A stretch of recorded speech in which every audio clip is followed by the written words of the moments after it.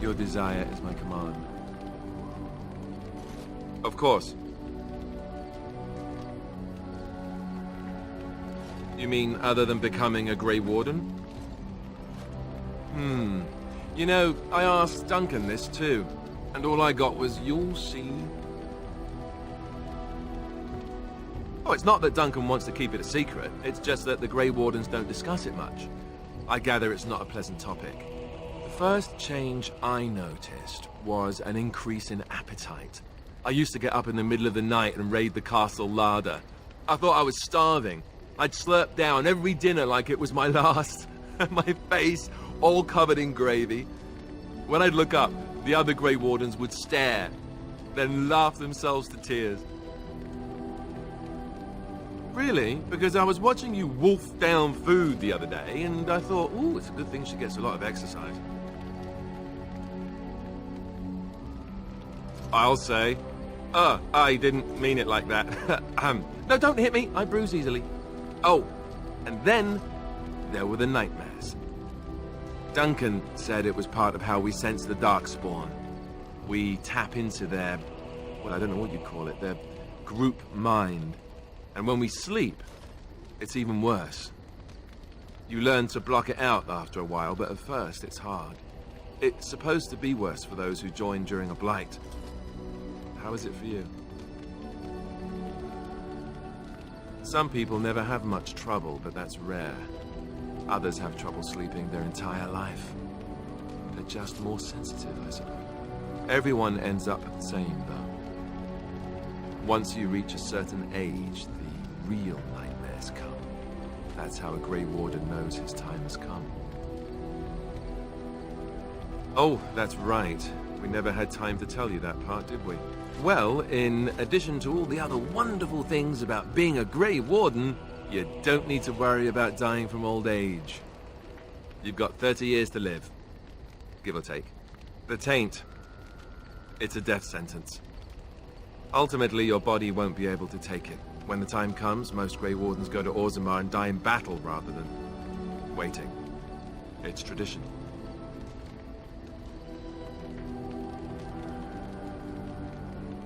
You'll always find Darkspawn down where the dwarves are.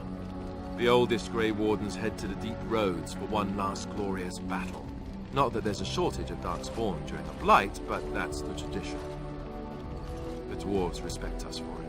And you wondered why we kept the joining a secret from the new recruits. There you have it.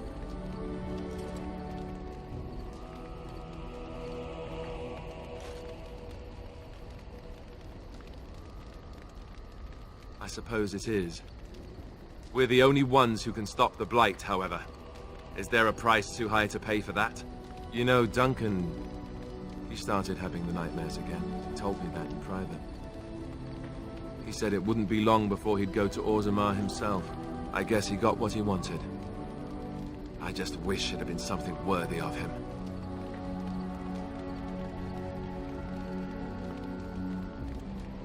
I know. Ending the blight should make this all worthwhile, right? Your desire is my command. Of course. Sure, I could. I could even teach you, I suppose. Anyone who's been trained as a warrior. I guess if I'm going to give up Chantry secrets, I may as well go all the way. Send whoever you want trained to me in camp, and I'll see what I can do.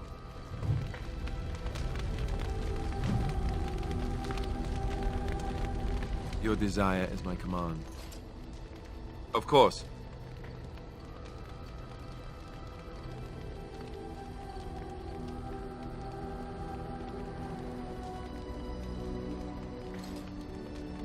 Such as they are. About the Grey Wardens, anyhow. Fair enough. Your desire is my command. Of course.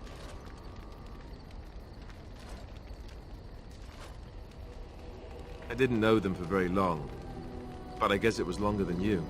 You never met them all, did you? They were quite a group. Actually, they felt like an extended family, since we were all cut off from our former lives. We also laughed more than you'd think. There was this one time... Well, you probably don't want to hear stories about men you didn't know. There was one Grey Warden who came all the way from the Anderfels. What was his name? It was Gregor... He was a burly man with the biggest, fuzziest beard you've ever seen. And the man could drink. He drank all the time, but he never got drunk. Finally, we all made a pool to see just how many pints it would take to put him under the table. Sometimes, we were kin of a sort. All of us had gone through the joining, so we knew... Well, anyhow, it doesn't have to be deadly serious all the time. Anyhow, we never did find out. He said he'd drink a pint for every half pint that the rest of us drank. He was still going by the time the rest of us were passed out. I'm told that Duncan walked in later on and saw us all passed out from one end of the hall to the other, and Gregor still drinking. Duncan laughed until he nearly... Until...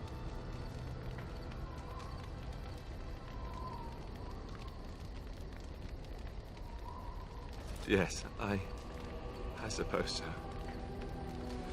I thought I was done with this, but it just struck me that I have nothing to remember Duncan by. Nothing at all. There's no body, not even a token of his that I could take with me. That must sound really stupid to you.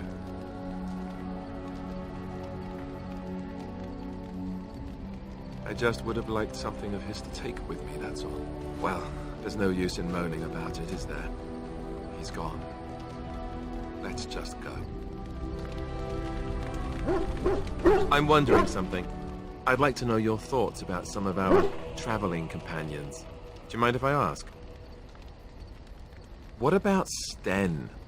The way he looks at me with those eyes. Creepy. And he's so quiet for someone so big.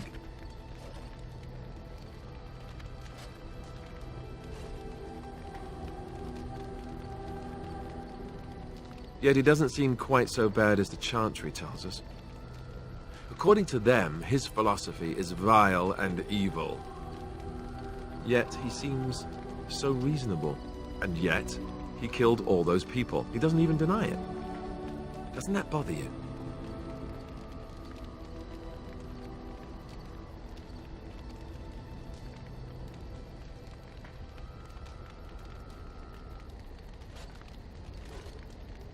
Yet he seems otherwise honorable and even wise. I don't get it. What about Liliana? Is she crazy? Or do you really believe in her vision?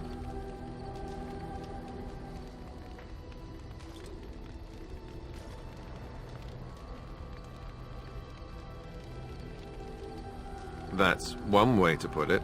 I don't know what to make of her. If you look at her when she doesn't see you, she just looks so sad. I almost feel guilty taking her away from her life.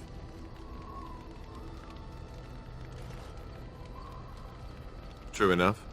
Who'd have thought a sister would prove to be an adept thief and spy, eh?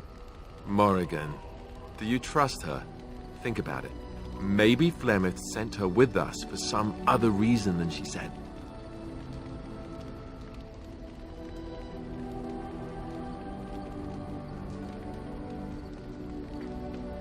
Well, aside from the fact that she's a complete and utter bitch, no, I don't like her at all. Why, do you?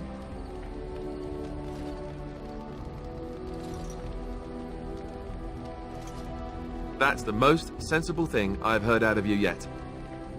Just remember that she's dangerous too, and evil, and mean. Enough. I think my curiosity is sated. Let's get back to it, shall we? Your desire is my command.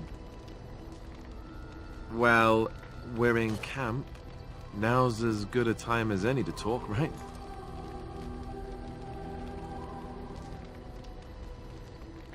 Fair enough. Off we go then.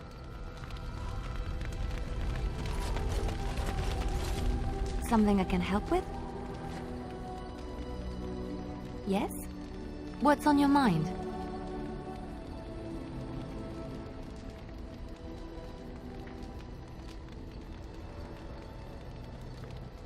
My mother was from Denerim, and I consider myself a Ferelden. Mother served an Orlesian noblewoman who lived here when Orlais ruled. When Orlais was defeated and the common folk began to resent the presence of any Orlesian, the lady returned to Orlais. She took my mother with her. I was born in Orlais and did not set foot in Ferelden till much later. Mother was always telling me stories of her homeland. I think she missed it.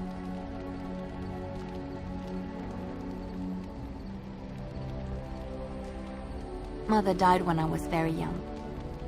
Lady Cecily let me stay with her. I had no one else. She was quite old then, and she had me study music and dance to entertain her. It is unfair that I have more memories of Cecily than my mother.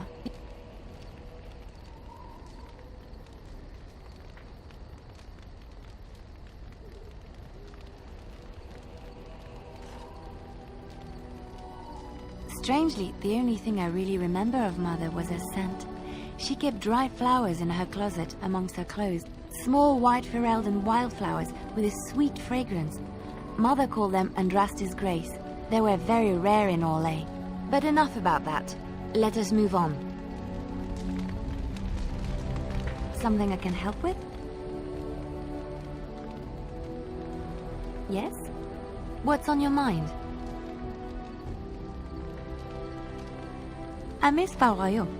Unlike other cities where the people are the lifeblood and the character, Val Royeaux was her own person, and her people little more than decorations.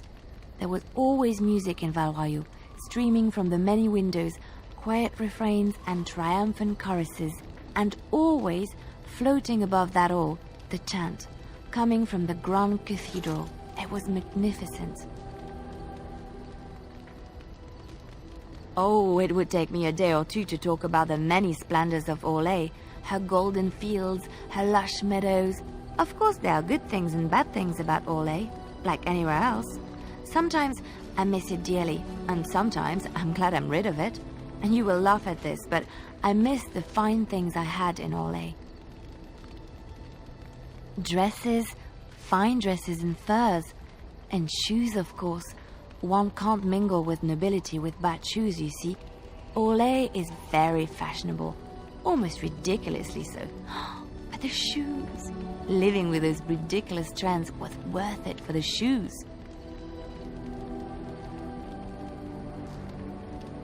When I left Orlais, the fashion was shoes with delicate tapered heels and embellishments in the front. A ribbon, perhaps, or embroidery. In soft colors, of course. It was spring.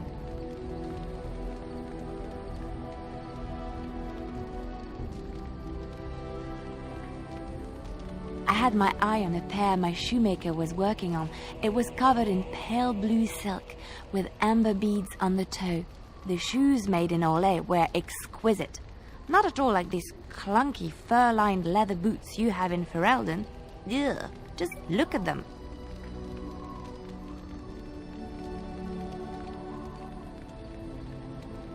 They're sturdy shoes, but sometimes a girl just wants to have pretty feet. Oh, I could talk about shoes all day, but we have things to do, don't we? Something I can help with? Yes? What's on your mind?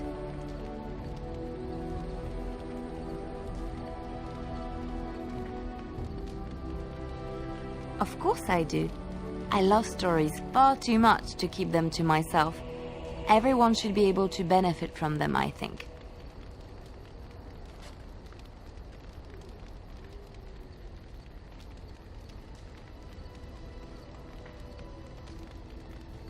Chantry lore says it is man's pride that created the Darkspawn.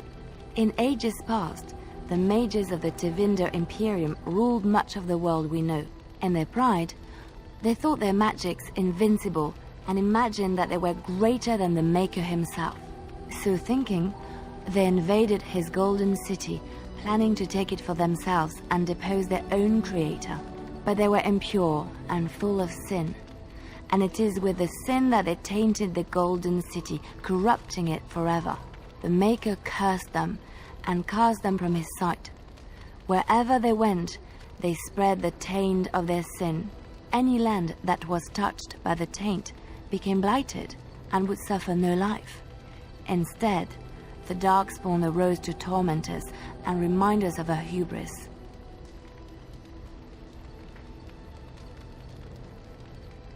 Which one?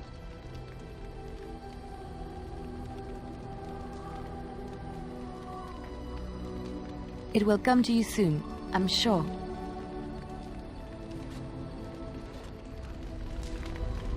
Something I can help with? Yes? What's on your mind? Where did you hear this?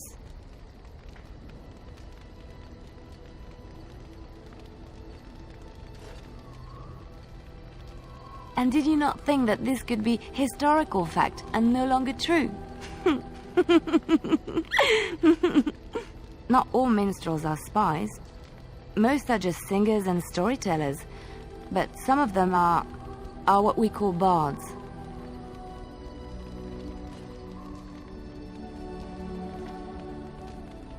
Many use the two words minstrel and bard interchangeably, but to do so in Orlais would cause misunderstanding. Bards are minstrels and more. Spies, as you say. Some say there is a bard order, but I don't think this is true. Many bards work alone or in small groups, doing the bidding of a patron who pays for their services. If there is an organization behind it all, no one knows who they are.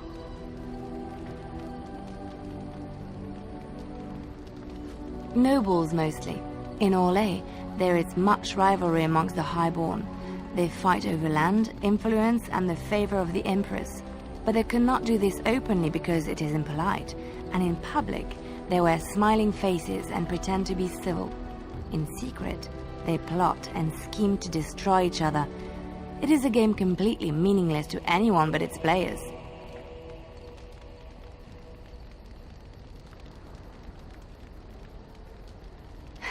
And I shouldn't I, after having spent most of my adult life as one? You've guessed as much, I'm sure. But does it really matter what I was? What's past is past.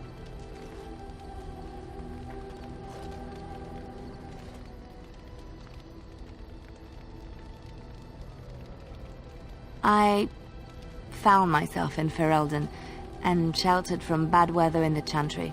And when the storm passed, I just did not want to leave. I like to say the Maker brought me here. Something I can help with? I don't think you have the correct aptitude. I could give you some pointers, though. You may be able to pass them on to someone you know. Let's just go over there, away from the others. For safety, yes? I expect there shall be daggers flying about willy-nilly for a time.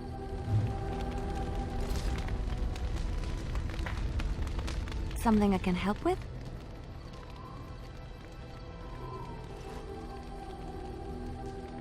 Yes? What's on your mind?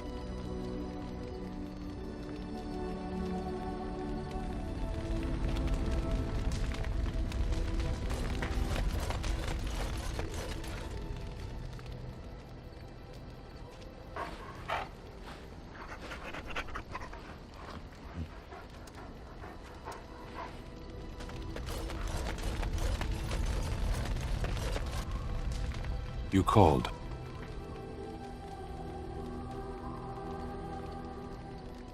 Speak, then. Then I suggest we move on. As you wish.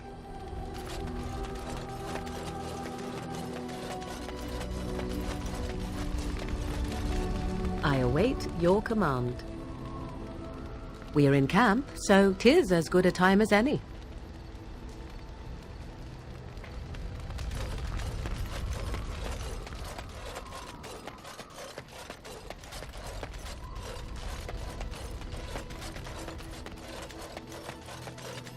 Enchantment? Enchantment!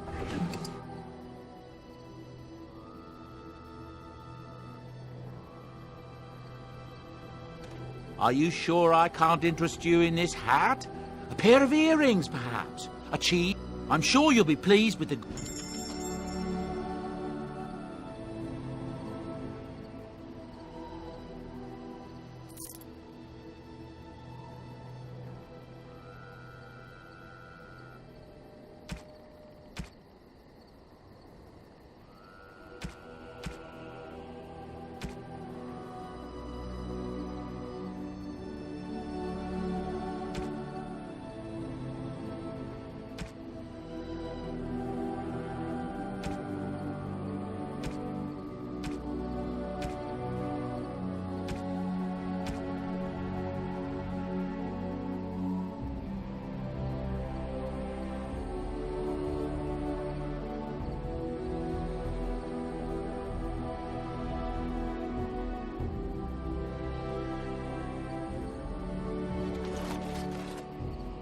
If there's anything I can do for you, please, please tell me. I'm sure you'll be pleased with the goods my boy and I have collected, and with your discount.